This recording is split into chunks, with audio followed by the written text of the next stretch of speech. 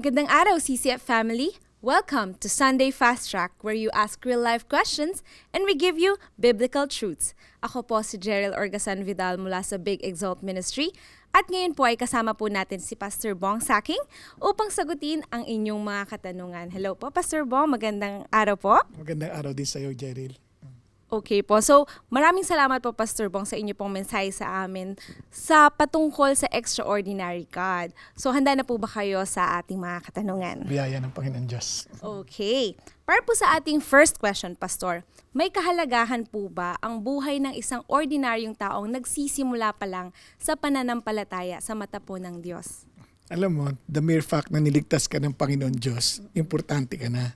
Diba? Kaya kung titingnan mo, may gamit ba ako? Kasi kung titingnan mo rin, naalala ko yung babae, yung Samaritan woman sa John chapter 4, wala siyang kaalam-alam. Nung nakilala niya pa lang si Jesus, ang una niyang ginawa, iniwan na niya yung kanyang banga at nagtatakbo at ipinamalita na sa mga tao ang patungkol kay Kristo. And marami ang naniwala dahil sa kanyang sinabi.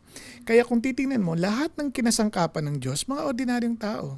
Hindi sila makakilala at minsan nga masasama pang lang nakaraan. Si Moses, dati nakapatay, di ba? Maging si Elijah, kapareho lang din natin.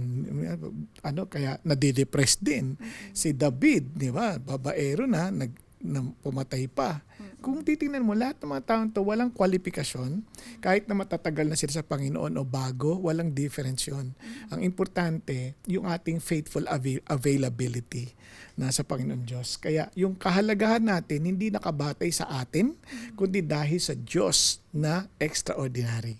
Para naman po sa ating pangalawang katanungan, Pastor, parang follow-up question lang po siya, no? Paano po ba natin malalaman kung gusto talaga tayong gamitin ng Diyos kahit pakiramdam po natin na ordinaryong tao lamang po tayo? Ayan. Ako, napakaganda nun. Alam mo, Jerrel, the mere fact na niligtas ka ng Diyos at hindi ka niya agad pinadala sa langit, gagamitin ka niya dito. We are here to serve Him, no? Kasi kung talagang ang purpose lang is tayo maligtas, dapat pagtanggap natin kay Kristo, patay na agad, di ba? And yaman din lamang na nanatili tayo.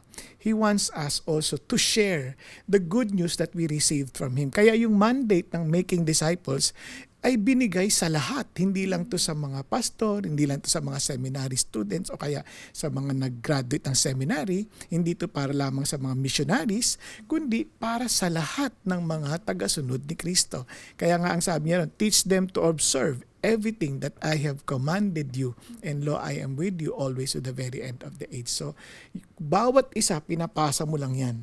Patuloy na pinapasa. Yan. Yes, habang buhay pa po tayo, gagamitin po tayo ng Panginoon. Para naman po sa ating last question, Pastor, bilang isang ordinaryong tao, paano po namin maiiwasang maging abala po sa buhay at hindi makaligtaan pa din ang paglilingkod sa Diyos? Ayan, napakagandang paalala. Unang-una, kanino ba tayo? And this is a true Christianity. I've been crucified with Christ. It is no longer I who live, but Christ who lives in me. And the life I now live in the flesh, I live by faith in the Son of God who loved me and gave Himself for me. So, ibig sabihin, yung buong pagkatao ko sa Diyos na to eh. Yung buong buhay ko sa Diyos na to. Trabaho ko sa Diyos na to. Kaya naman, paano na yung pangailangan ko? Kaya sabi ng Bible, seek first His kingdom and His righteousness and all these things. Ano yung all these things? Lahat ng pangailangan mo, pagkain, inumin, as in damit, tirahan. Sabi ng Diyos, sabi niya, and all these things shall be added unto you. Kaya hindi dapat doon ang ating focus. Kaya nga alam mo sa Bible, yung mga hindi naging mabunga, yung napunta sa thorny soil, yun because of the worries of life and the deceitfulness of wealth. Yun, hindi na sila nagbunga. Yun ay marahil hindi na naintindihan ng Christianity.